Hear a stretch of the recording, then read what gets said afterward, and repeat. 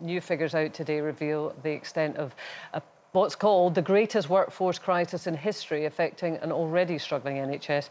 A damning report has warned hospitals in England are already short of 12,000 doctors and more than 50,000 nurses and midwives. It comes as one former health boss has called for patients to pay a fee of £8 for every day that they're in hospital as one way of topping up the NHS money pot. I think they say it would be capped at 28 days, so it would be just over £200 if you're in for that length of time. Jane, do you think that is a good solution to the situation we find ourselves in? No. Right, no, OK, I don't. In a word. Next topic. Next. I mean, we already pay, I think it's the last figure I looked at was about £3,840 a year per person for the NHS. It boils down to about £10.50 a day already. Through all of our taxes. Through all of the... you know, everyone always goes, oh, the NHS is free. It isn't free. It's free as in the care that you get at the point of delivery. But listen, the NHS is amazing. The people who work in it are amazing. But successive governments, irrespective of their political persuasion, will not reform it. It needs urgent reform. It needs to be better managed, more staff on the ground, pay them better, keep the experienced ones. They're all leaving because they're not treated very well, they're not paid very well. It's not rocket science, but it's like a sacred cow. So every politician that comes along and goes, yes, we're going to reform the NHS, there's all this big, you know, everybody gets busy and starts saying, you're going to destroy it, you're going to cut services. No, they're just going to run it better. Yeah. And if you run it better, then what is it? The last, when I looked, 2020, £257 billion was paid to run the NHS. I mean, I have to say, I agree with you. This does feel like a sticking plaster, and I think we divert ourselves when we come up with these schemes and think that is going to be the answer to the NHS's problems when you've got that drain on staff. And also, it would appear that morale is at an all-time low, which, to be honest, is something that you're hearing not just in the NHS.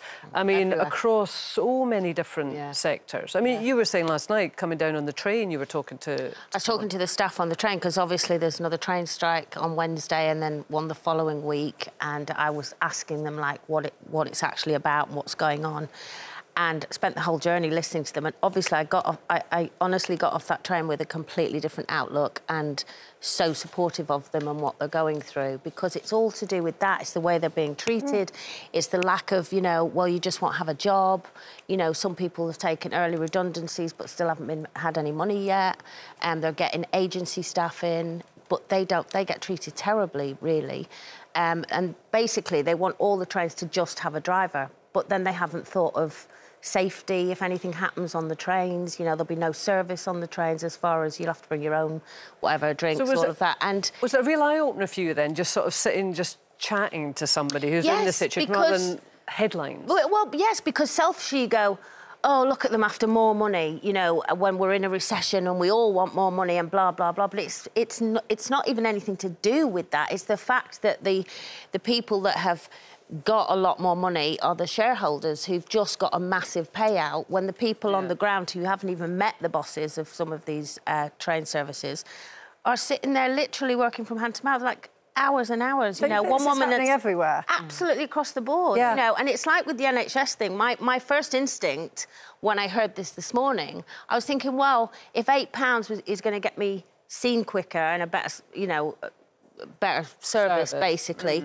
Then, yeah, I probably would think about it. But if it's just you're going to pay £8 and still be sitting for 6 hours and whatever, and then if you think about it, do you know how much they spend on prescribing painkillers? So stuff that you can pay for over the counter. 142 million a year on paracetamol, aspirin and ibuprofen. Just say to those people, no, go and buy that over the counter. There's a saving right there. I would probably be encouraged to pay if I knew it was going directly to the NHS staff. But I think that's the thing with a lot of people. We're paying so much money as it is, we're not seeing it going anywhere. So where's it going? Exactly. You know, when I was having my ankle sorted out in Blackpool, there was one lady running this A&E section, and there were about 40 people in there, and from midnight to 8, it was just one member of staff. I felt so sorry for her. And she's dealing with all of the people... Everything. That they will be shouting at her. Yeah, exactly. When actually it's the decisions being made up here by very highly paid people. And her hands were tied. She just said, I'm sorry, my hands are tied, I'm sorry. And I think that's when you get that level of morale, and clearly you experienced it when you were talking to people on the train, and there's no feeling that there is a plan. I think everybody knows that we've come through... I mean, I know you're saying successive governments, and I agree with you, Jane, but the last 2-3 years have been particularly tough, and I think people, of course, are grown-ups, they recognise that, but you have to believe that there's a plan, you know, and that there is a sort of forward direction, and we can see how this is going to improve. But there seems to be an absence of that, and certainly, like, my daughter's 20, and a lot of her friends are sort of thinking about what they're going to do. In terms of the health service, they're going to Australia, they're going to New Zealand, they're going to do 4 or 5 years in Dubai. But we've paid to train you know, them. because we paid to train them. So we pay for them to be trained to then go and work somewhere else, because the working conditions we give them are not attractive. We did do a poll on this one, asking people, would you pay more for a better NHS service? And it was split, funnily enough. 48% of people said yes, they would. 52% of people said no, they wouldn't. But I think you would really, exactly your point, Brenda, you'd have to really know what you were getting for that. And, you know, more than 200 quid. My dad was in hospital for 6 months. You know, there's lots of people who are in hospital for a long time.